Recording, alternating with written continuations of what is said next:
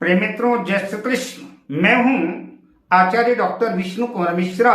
काल निर्णय पर मैं आचार्य डॉक्टर विष्णु कुमार मिश्रा आपका बहुत बहुत स्वागत करता हूं। आज मैं चर्चा करूंगा विवाह मुहूर्त निकालने की विधि की चर्चा करूंगा। विवाह मुहूर्त कैसे निकाला जाता है, किस महीने में विवाह करना उपयुक्त रहेगा, कौन से नक्षत्र रहेंगे, कौन सी तिथियां ग्रह हैं, आदि चर्चा मैं करूंगा। पर विषय क्रम में आगे बढ़ूं उससे पहले आपसे आग्रह, अगर आपने अभी तक हमारे इस चैनल को सब्सक्राइब नहीं किया है तो प्लीज चैनल को सब्सक्राइब करें, साथ ही नोटिफिकेशन बेल को भी प्रेस कर लें। अगर आप अपनी या अपनों की जन्म कुंडली का बृहद प्रेडिक्शन कराना चाहते हैं अथवा वर वधु की कुंडली का मिलान कराना चाहते हैं, किसी भी किस्म का ज्योतिषी परामर्श चाहते हैं, तो स्क्रीन पर फ्लैश हो रहे नंबरों पर आप हमसे संपर्क कर सकते हैं। जैसा कि आप जानते ही 12 महीनों में 6 महीने विवाह के लिए उपयुक्त नहीं होते,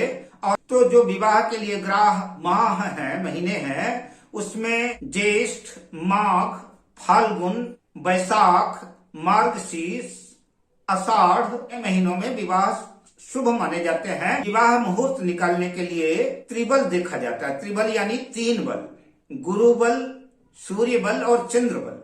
कन्या के लिए गुरु का विचार करते हैं, गुरु का बल देखते हैं, और वर का मुहूर्त निर्धारित करने के लिए सूर्य बल देखते हैं।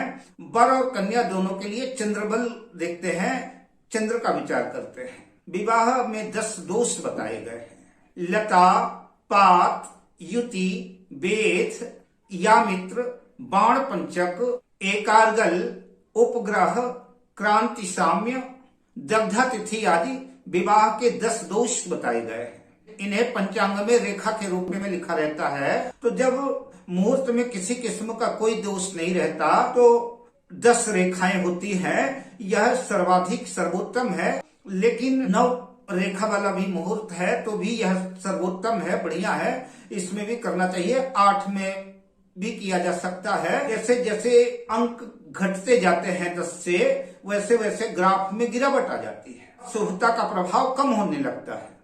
7 या 8 रेखाओं वाले मुहूर्त को मध्यम मुहूर्त कह सकते हैं। 6 रेखाओं वाले मुहूर्त तक विवाह किया जा सकता है।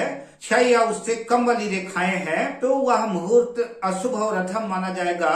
विवाह मुहूर्त तो होता है पर वह उपयुक्त नहीं रहेगा। जैसा कि मैंने पहले ही बताया कि कन्या का विवाह मुहूर्त देखते वक्त गुरु बल देखा जाता है।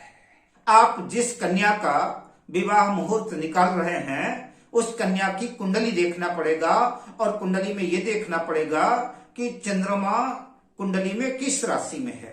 जिस राशि में चंद्रमा होगा वो कन्या की जन्म राशि होगी। तो सर्वप्रथम कन्या की राशि का पता करना चाहिए।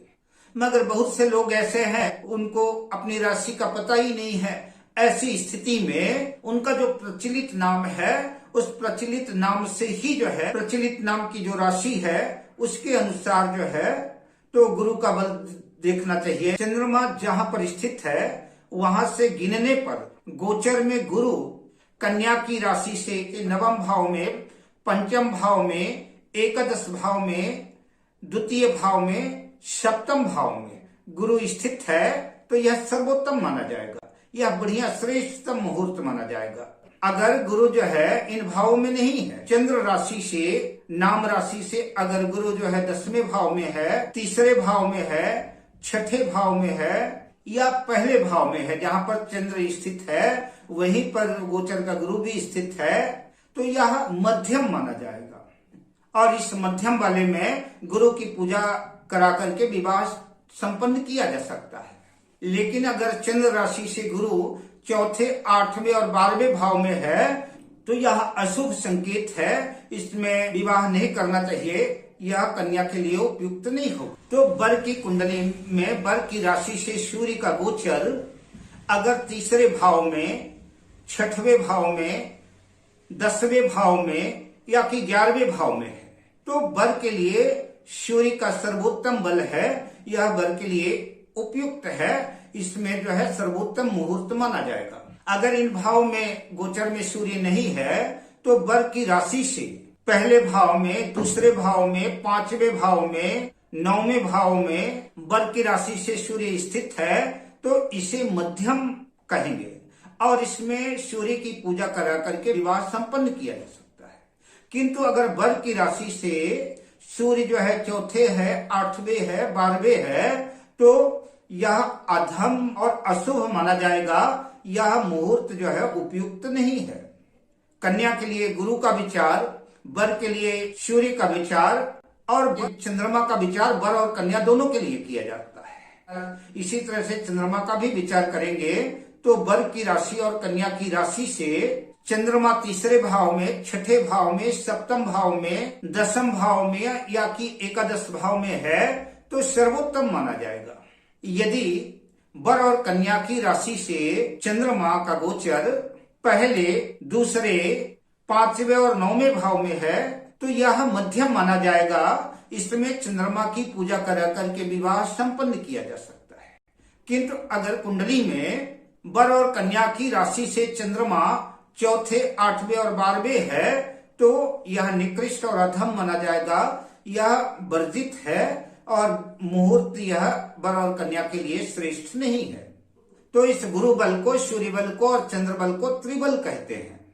जब देवगुरु बृहस्पति और शुक्र दोनों अस्त हों, इस कंडीशन में, इस अवस्था में विवाह संपन्न नहीं होते, विवाह संपन्न नहीं कराना चाहिए। आषाढ़ शुक्ल एकादशी से कार्तिक शुक्ल एकादशी तक भी विवाह से बचना चाहिए।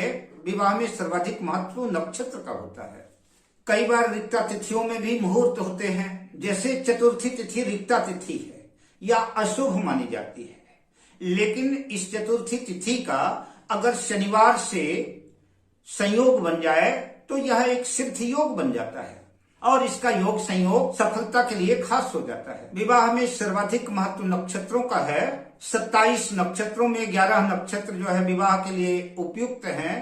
रोहिणी, मृगशिरा, मघा, अनुराधा, तीनों उत्तरा यानी उत्तरा फाल्गुनी, उत्तरा साढ़ा और उत्तरा भाद्रपद, तीनों उत्तरा, स्वाति, हस्त, मूल और रेवती नक्षत्र विवाह के लिए उपयुक्त कहे गए हैं। वृषभ, मिथुन, कन्या, तुला और धनु लग्न विवाह के लिए, फेरों के लिए सर्वोत्तम है। बाकी जो है लग्ने मध्यम है। अब मैं आपसे लेता हूं विदा शुभकामनाओं के साथ। जय श्री कृष्ण।